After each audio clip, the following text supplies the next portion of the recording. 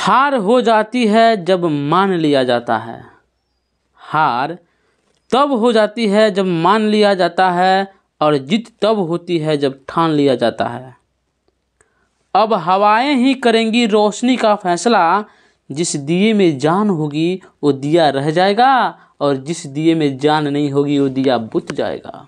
आप कहीं भी पढ़ते हो कोई दिक्कत नहीं है, 5 मिनट या 10 मिनट टाइम तो निकाल के पढ़ लीजिए। इसका फैसला तो तभी होगा जब आप एग्ज़ाम हॉल में बैठिएगा। पक्का गारंटी दे रहा हूँ, एक भी क्वेश्चन इधर उधर होने नहीं दूंगा। और याद है ना, 5 दिन पहले, उस 5 दिन पहले को आप भूलिएगा मत, बुझ जाइएगा, उस समय तांडव होगा। पढ़िए या मत पढ़िए, एग्ज़ाम में फर्स्ट डिवीज़न करिए। तो आइए ना, आज हम केमिस्ट्री की शुरुआत कर रहे हैं। मात्र 3 क्वेश्चन बताए हैं, वो भी कौन, दीर्घ उत्तरीय प्रश्न में फिजिक्स का। अब केमिस्ट्री शुरू कर रहे हैं। ये नहीं कि पूरा पोथी पढ़ा दिए हैं, नहीं, पोथी तो सब आप तो पढ़े ही होंगे जहाँ पढ़ते हैं। यहाँ पोथी पढ़ने की ज़रूरत नहीं है, यहाँ तो पढ़ना है सिर्फ इम्पोर्टेंट जो एग्ज़ाम में टपकेगा, डायरेक्ट टपकेगा, और डायरेक्ट बना भी दीजिएगा। देखिए ना क्वेश्चन, ओजोन परत के क्षय का कारण लिखना है कि ओजोन वास्तव में ऑक्सीजन का ही एक समस्थानिक, इसके एक अणु में ऑक्सीजन के 3 परमाणु होते हैं। आगे ना बात, इसके एक अणु में ऑक्सीजन के 3 परमाणु होते हैं, क्लोरोफ्लोरोकार्बन तथा फ्लोरोकार्बन। रसायनों के कारण उनका क्षय लगातार हो रहा है। किसका? ओजोन परत का।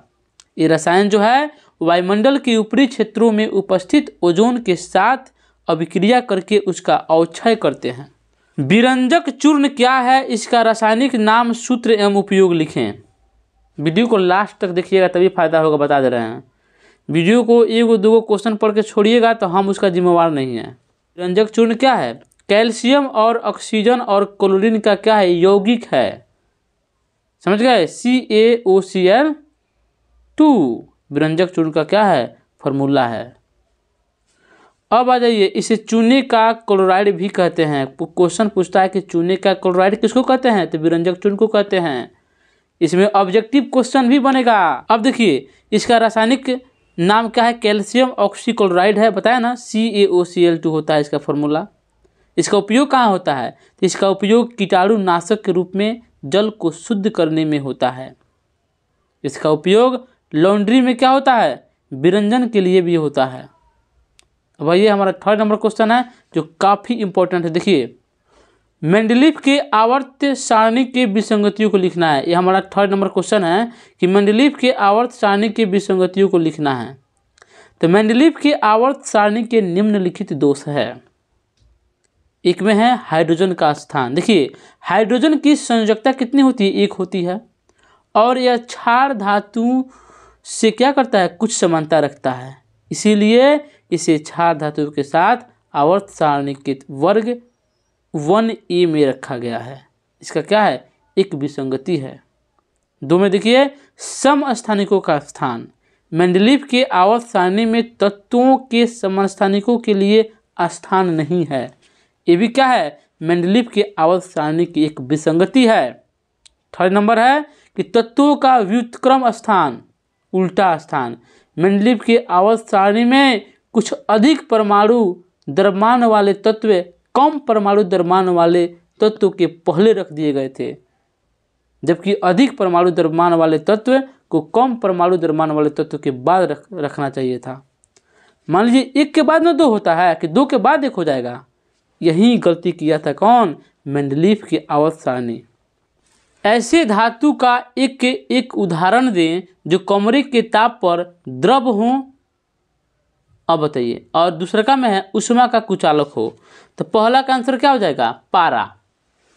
कमरे के ताप पर क्या होता है? द्रव अवस्था में होता है। दूसरा में क्या हो जाएगा? ऊष्मा का कुचालक यानी शीशा है। अब देखिए, कारण दे कि सोडियम को केरोसिन तेल में डुबा कर क्यों रखा जाता है। तो देखिए, सोडियम क्या है? सामान्य ताप पर नमी एवं हवा के ऑक्सीजन के साथ क्या करता है? तेजी से अभिक्रिया करता है और सोडियम ऑक्साइड बना लेता है। इसका क्या है? देखिए, इक्वेशन दिया हुआ है कि Na+O2 क्या बनाएगा? Na2O यानी सोडियम ऑक्साइड बना लिया। सोडियम केरोसिन तेल में न तो घुलती है और न ही कोई अभिक्रिया करती है। इसी के कारण क्या है, सोडियम को केरोसिन के तेल में डुबो कर रखा जाता है। अगला क्वेश्चन है कि आयनिक यौगिकों का गलनांक उच्च होता है क्यों? सुनिए, आयनिक यौगिकों का निर्माण धन या ऋण आवेश युक्त आयनों से होता है। सही बात है, आयनिक नाम सुनते हैं क्या है, धन ऋण की बात दिमाग में आ ही जाती है, जिनके बीच क्या होता है, मजबूत स्थिर वैद्युत आकर्षण बल कार्य करता है। इस बल को तोड़ने के लिए पर्याप्त ऊष्मा ऊर्जा की आवश्यकता होती है। जिसमें ज़्यादा बल रहेगा उसको तोड़ने के लिए ज़्यादा बल की आवश्यकता होगी, जिसके कारण क्या है, आयनिक यौगिकों के द्रवणांक एवं क्वथनांक बहुत उच्च होते हैं।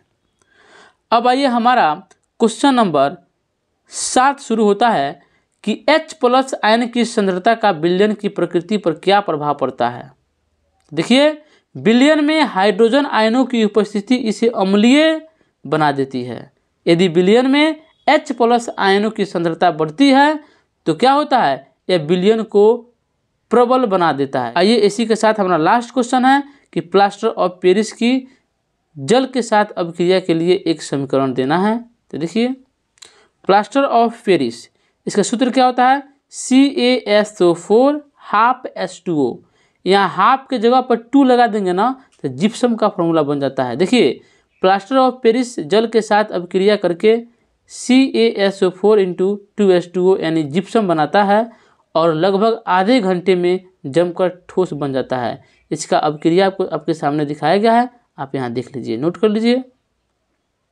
देखिए दोस्तों, ये काफ़ी इम्पोर्टेंट सीरीज है, आप इसे एकदम से याद कर लीजिए, बात मानिए। देखिए, विश्वास ही सब कुछ है, ठीक है। मान लीजिए आप कहीं भी पढ़ते हैं, पढ़िए, हम आपको रोके नहीं हैं, लेकिन कम से कम 5 या 6 मिनट टाइम निकाल के इसको तो पढ़िए भाई, क्योंकि आप एग्ज़ाम की तैयारी कर रहे हैं।